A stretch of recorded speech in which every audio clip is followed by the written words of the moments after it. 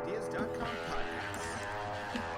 Hello, and welcome to another episode of InvestorIdeas.com Podcasts. In today's podcast, I'm going to be going over a few public company announcements, the reintroduction of the Safe Banking Act in the U.S., a cannabis-related execution in Singapore, as well as cannabis in sports. First, starting with Trulieve Cannabis Corporation, trading on the CSE as TRUL and the OTCQX as TCNNF, who announced the grand opening of Georgia's first medical cannabis dispensary in Macon. The new dispensary is open from 10 a.m. to 7 p.m., 7 days a week, and is located at 3556 Riverside Drive. Now, Trulieve is hosting a grand opening celebration today at 9:30 a.m. with a ribbon cutting, food trucks, and merchandise giveaways, and the company plans to open 3 more dispensaries this year located in Columbus, Newman, and Pooler. We believe that access to medical cannabis improves lives, and Trulieve is proud to be the first to provide that access to the state of Georgia, said Kim Rivers, CEO of Trulieve. We look forward to providing high-quality products and an elite experience. Trulieve, if you've been paying attention this week, their shares rose fairly dramatically, at least within the cannabis space right now. It hasn't been a great time for a lot of the cannabis stocks, as I'm sure most people paying attention to the space are well aware. But there was a little bit of a rallying for Trulieve this week. Most of that probably was related to news surrounding the Safe Banking Act. But I will say it is good that they're expanding into Georgia. It's also good to see that there's now medical cannabis in Georgia. Obviously, you're going to hear more announcements about that over the next couple of months. And it is good to see how that's going to be expanding. And I think that Georgia will be a good place to pay attention to because they were such a holdout for such a long time. To see how their medical program expands, how they differ from some of the other medical programs within other states, and if this does put them on track to get to recreational and what sort of time frame that goes around in. I think that, again, when you're looking at each individual state within the U.S., it's a good little petri dish of sort of an experiment of how these industries are going to evolve over time and what you're going to see as possibly a federal framework, or at least maybe federal standardization when it comes to federal legalization, which could eventually happen in the U.S. I don't expect that it's going to be happening anytime soon. I'll be talking about that more when I talk about the Safe Banking Act. But I think that there's slowly being more and more sort of data and information that's pointing towards, at some point within the U.S., there will need to be some sort of federal guidelines when it comes to packaging, when it comes to quantities of selling, when it comes to just kind of the overall standardization of the industry within the U.S. I think that you'll still have state individual laws regarding medical, recreational, and licensing, but I think in the end you are going to need, or at least there's a lot of people pushing for some sort of federal guidelines. Obviously, people are also looking more towards federal decriminalization, but like I said, Georgia and specifically Trulieve within Georgia right now will be a good place to pay attention to of how this medical program expands, what kind of reaction they get from the communities, and what kind of sales and overall numbers you see coming out of Trulieve over the next couple of quarters. Looking next at TerrAscend Corporation, trading on the CSE as TER and the OTCQX as TRSSF, who announced it's entered into a 5-year licensing agreement with the international cannabis brand Cookies to cultivate and manufacture cookie products in Maryland. Now, the agreement provides Maryland patients and future adult customers access to all of Cookies' current flavors, including Gary Payton, cereal milk, Georgia pie, the soap, Medellin, and pancakes. And Cookie strains and products are now available in Maryland in limited quantities at both company-owned retail as well as third-party dispensary locations. Now, on January 30th, TerrAscend announced the acquisition of Allegheny Medical Marijuana Dispensary, which is a high-performing medical dispensary in Cumberland, Maryland, that will be rebranded as the Apothecarium, and the company has also completed and operationalized a state-of-the-art 156,000 square foot cultivation facility in Hagerstown. Using the same strategy implemented and executed in New Jersey a year ago, Maryland is poised to bring similar success as the state prepares to launch its adult use program in July, said Jason Wild, executive chairman of TerrAscend.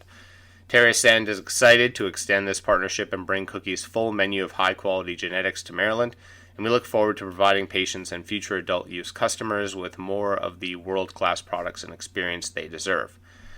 So again, another state to be paying attention to is the expansion into Maryland.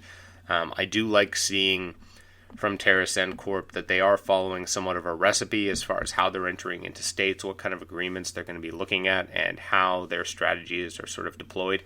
And I think that that's something to pay attention to when you're looking at a lot of these MSOs, is how their strategies change or maybe stay the same as they enter into different markets, what the success rate is of those different strategies as they enter into each market, and sort of how they have to adapt and change as that market is grown out and more established. And I do think that more and more you are starting to see what I think a lot of people have been looking for, which is some sort of brand awareness. For cookies, they actually have done a really good job of building out their brand. I will say that there's also the cookies brand of accessories that I don't think are directly linked, but they might be. I can't remember right now.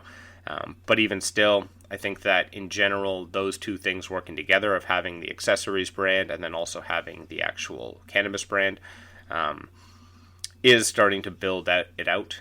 And as, again, you bring in these brands into new markets, it establishes it as an actual total U.S. brand as opposed to simply a state brand, or a brand that's well known in a certain district within a state. And a lot of these are still coming out of California. So I do think that if you're looking at where the sort of brands build from, California is still the market to pay attention to.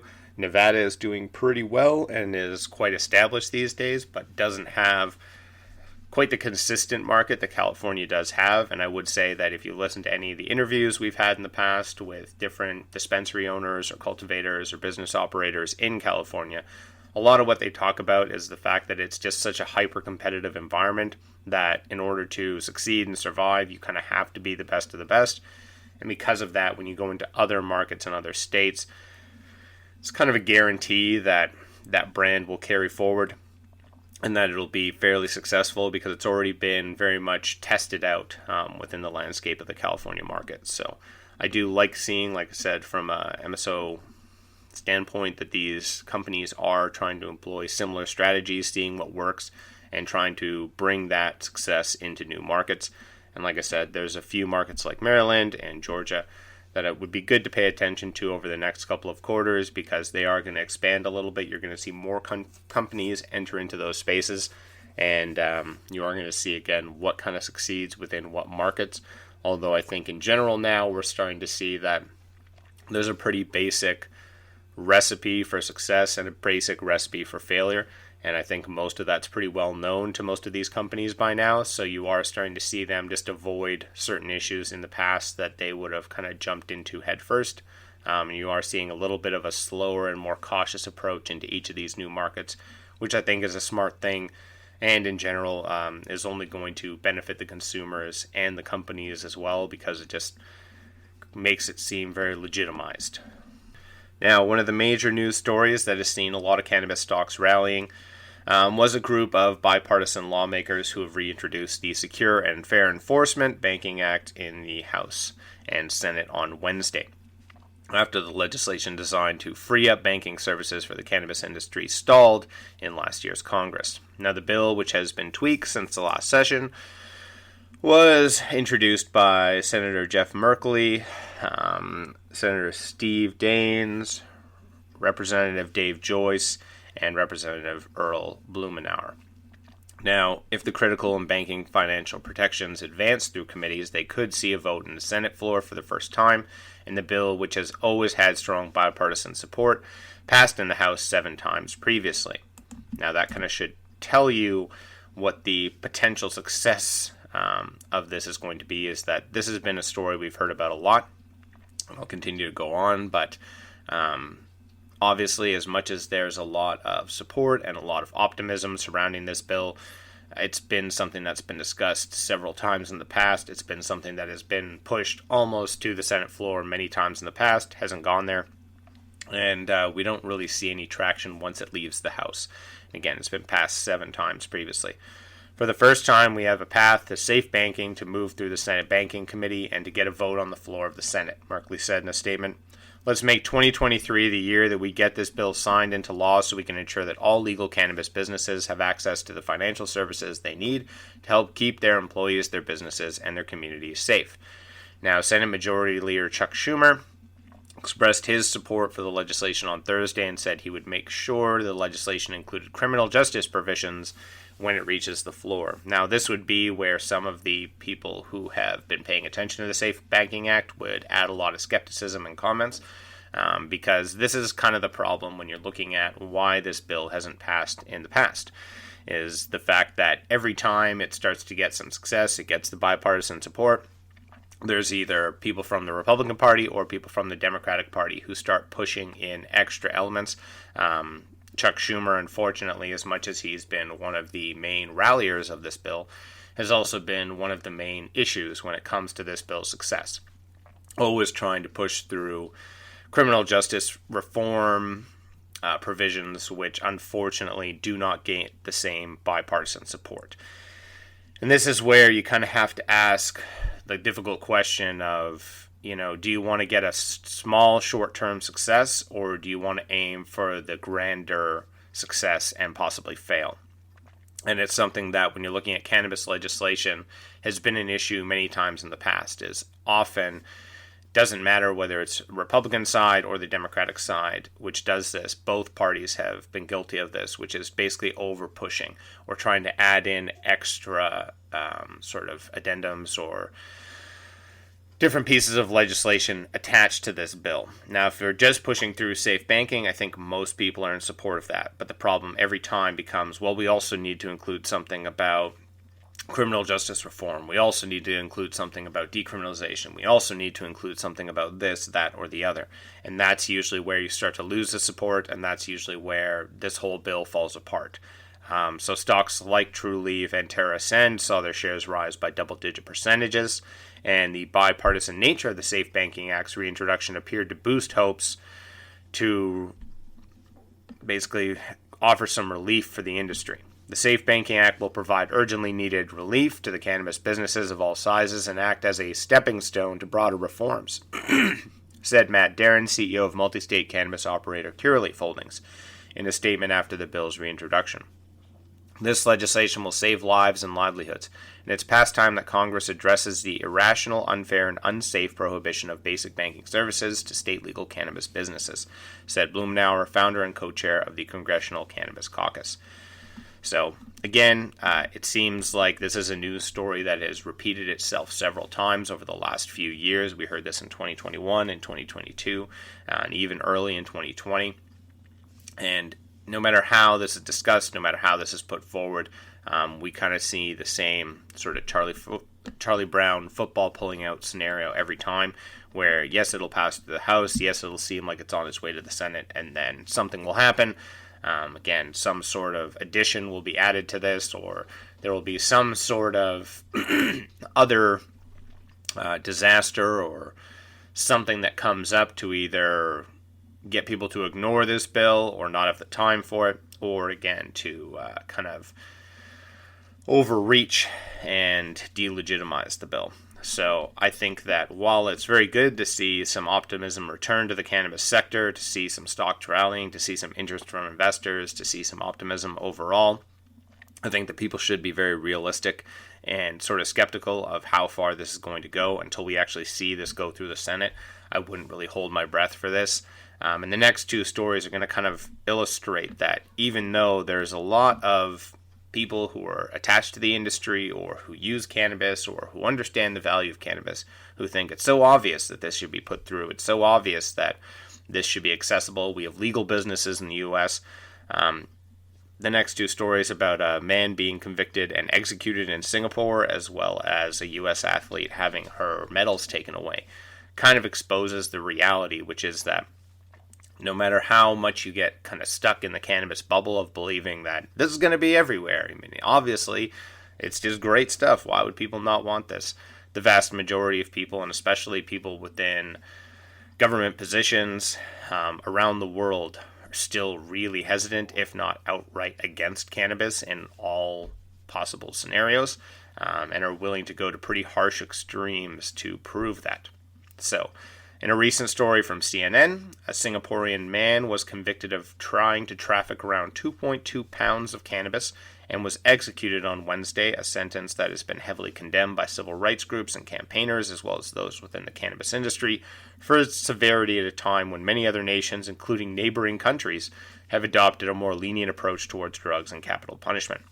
Now, while cannabis has been legalized in a growing number of nations worldwide, Singapore maintains some of the world's harshest drug laws, and its government remains adamant that capital punishment works to deter drug traffickers and must remain in place to maintain public safety. So, Tanggaraju Supia was a 46-year-old Singaporean, and he was put to death on Wednesday in Changi Prison, Singapore Prison Service said in a brief statement. Now, his sister Leelavathi told CNN that her brother had been charged and that the family had received a death certificate, and it was Singapore's first execution in 6 months. In the days leading up to Tanggarju's being sent to the gallows, family members and activists made public appeals for clemency and questioned the safety of his conviction, and the European Union's office in the city-state and the United Nations Rights Office had also called for Singapore not to carry out this hanging. Singapore's pre-execution photos seek to soften a policy activists say doesn't work, and Tanggaraju was sentenced to death in 2018 for abetting the trafficking of more than 1 kilogram of cannabis, according to a statement from the Central Narcotics Bureau. The court found that he was in phone communication with 2 other men caught trying to smuggle cannabis into Singapore. Now, Tanggaraju was accorded full due process under the law and had access to legal counsel throughout the process, CNB's statement said, while describing capital punishment as part of Singapore's comprehensive harm prevention strategy. Tanggarju's conviction relied mainly on statements from his police interrogation, taken without a lawyer and interpreter present, and the testimony of his 2 accused was one of which has had his charges dismissed, Amnesty International said. Now, in countries that have not yet abolished this punishment, international safeguards require that the death penalty be imposed only when the guilt of the person charged is based upon clear and convincing evidence, leaving no room for the alternative explanation of the facts, and after a legal process which gives all possible safeguards to ensure a fair trial, Amnesty also added. So, there's a lot of, debate from a lot of different groups around the legitimacy of the case against Tanggaraju, the sort of need to actually carry out the death sentence for him, and really it just exposes again that even though places like Thailand have decriminalized and you've seen other Southeast Asian countries looking to change their policies around cannabis, there's still countries there that are willing to hang a person for trafficking 2 pounds of cannabis, which just seems impossible. It seems impossible when you live in Canada or the US. You have dispensaries on street corners similar to the fashion of a Starbucks, and in other parts of the world, people are being hanged for bringing, a couple of pounds of cannabis, and not even bringing it in, just having phone calls basically to discuss bringing it in. And again, the evidence wasn't clear-cut. There's going to be probably continued petitions from Amnesty International and other groups. I think that this case will probably continue to build up the discussion around international bodies making cannabis a criminal substance. I know that the UN had recently discussed decriminalizing basically all drug policies. And I think that there is that. It's a difficult discussion because at the same time, you don't want to just say that, all drugs are legal now, everything's good, because there are obviously drugs like meth and heroin and fentanyl, which have a lot of risks associated with them and can be cut with other substances, including basically it's mostly fentanyl and all of it. But realistically, you're never going to have a society completely get on board with just decriminalizing everything all the time. Even in Portugal, there still are some sort of rehab and control facilities in place to basically limit the amount of risk that could be associated with that.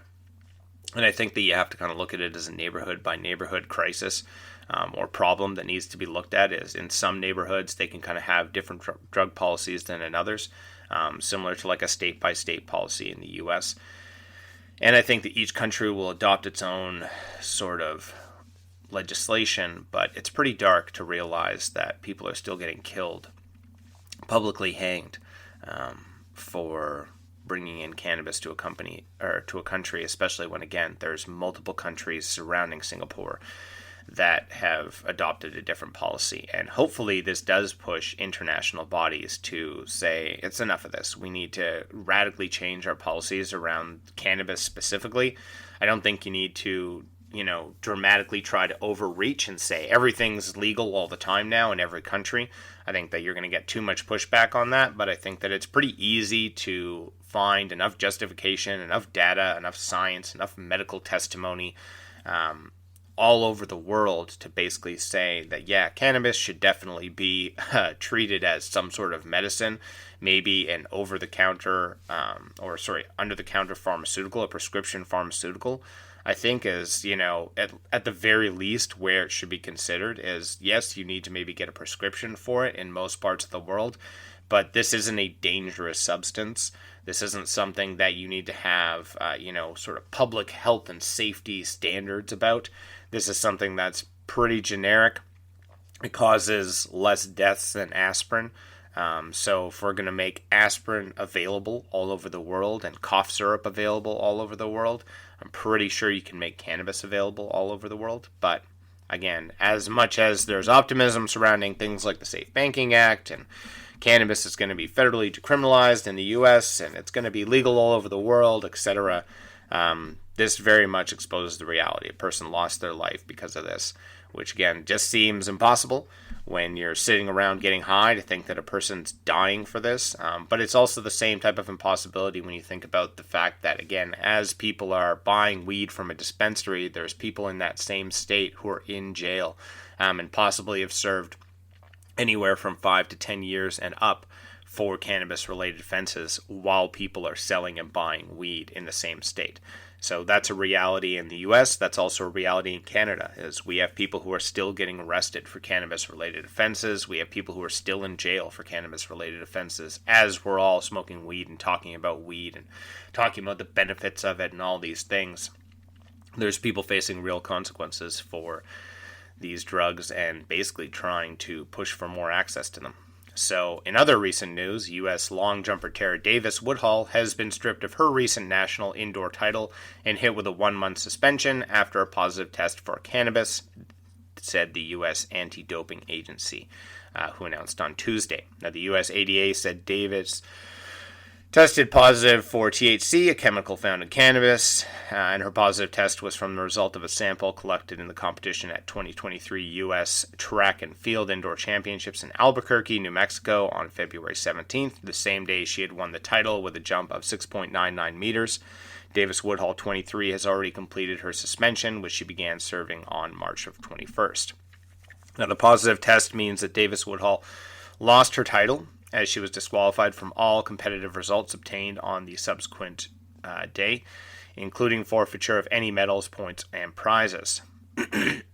Cannabis is still considered a prohibited substance under the World Anti-Doping Agency rules, so the WADA. WADA seeks input on each year's updated version of prohibited lists, said the US ADA's press release states. And the US ADA has advocated and will continue to advocate to the WADA, the rulemaker, to treat marijuana in a fairer and more effective way to identify true in-competition use. Now, per WADA rules, THC allows for a reduced 3-month suspension if the athlete establishes the substance was taken out of the competition and unrelated to sports performance. And the US ADA said that Davis Woodhull's case was reduced to 1 month for those reasons and because she completed a substance abuse treatment program for her use of cannabis. In 2021, the US sprinter Sha'Carri Richardson had initially booked her spot in the Tokyo Olympics with a runaway victory in the women's 100 meters at the US Olympic track and field trials in Eugene, Oregon, only to have her title stripped after testing positive for marijuana. Now, Richardson was suspended for a month, and the USA Track and Field opted not to select her as part of the women's 4x100 meter relay pool after her suspension ended. And this case shows some of the continued sort of hypocrisy and insanity within the US and the rest of the world, as only months ago the U.S. was actively rallying and discussing the fight to bring the WNBA star Brittany Griner home from Russia, who had been charged for cannabis-related offenses in Russia. And, of course, she was traded for an arms dealer on behalf of President Joe Biden and his office. And, this saw a bunch of athletes and celebrities and a bunch of different groups all over the country rallying to get her back. And a lot of people stated at the time, especially people from the cannabis industry, how kind of insane this was. Because, again, even though you're being like, we got to get her back from Russia, and Russia's so evil for charging her with a cannabis offense, there's still people in jail in the U.S. for cannabis-related offenses. So, again, when you're discussing things like the Safe Banking Act and where this industry is going to head and how it's going to keep building out, don't forget stories like these of people being executed, athletes losing their titles and their medals. And it's weird with THC as far as how it's treated as a drug within the sports world, because you now have had in recent news, which we talked about in one of my last podcasts, of the NBA changing their policy around testing for THC. The NFL has done the same. There's people, basically, most of the basketball players and NFL players are actually getting high during the game. And so in some essences, you're seeing that THC has been treated as a performance-enhancing substance, which is somewhat confusing. And then at the other point, it's basically being treated as it's a dangerous substance, which could cause accidents or harm to the athlete. And most endurance athletes, a lot of runners, they're all over the place, basically citing that THC has helped them dramatically with their recovery time, with their overall performance, with sort of their mental health during, athletic season and training season. And the same thing from most other athletes within different sports arenas. And so it's a very weird, crazy thing that most athletes, if you ask them honestly, are saying cannabis really helps them. It's very beneficial. The alternative, as far as pain medication, is going to be opiate-based for most of them, which is much more risky and obviously has a lot of negative press associated with it. But for some reason, that's all legal and cannabis is illegal.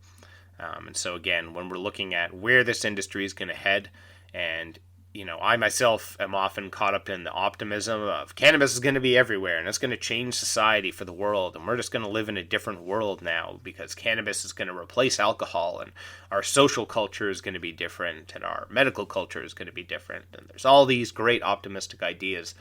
That's because I also look at cannabis news all the time, but I do forget a lot of the time that for the vast majority of the world, this is still treated as, the devil's lettuce. It's still very terrifying.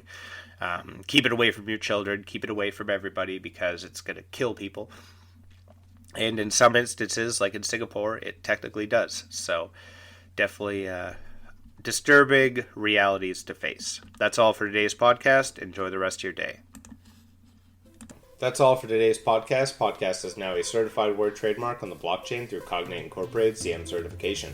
InvestorIdeas.com podcasts are also available on iTunes, Spotify, Google Play Music, Stitcher, iHeartRadio, Spreaker, and TuneIn. If you'd like to be a guest or sponsor of this podcast, please contact InvestorIdeas.com. Investor Ideas reminds all listeners to read our disclaimers and disclosures on the InvestorIdeas.com website, and this podcast is not an endorsement to buy products or services or securities. Investors are reminded that all investments involve risk and possible loss of investment. Investor Ideas does not condone the use of cannabis except where permissible by law. Our site does not possess, distribute, or sell cannabis products.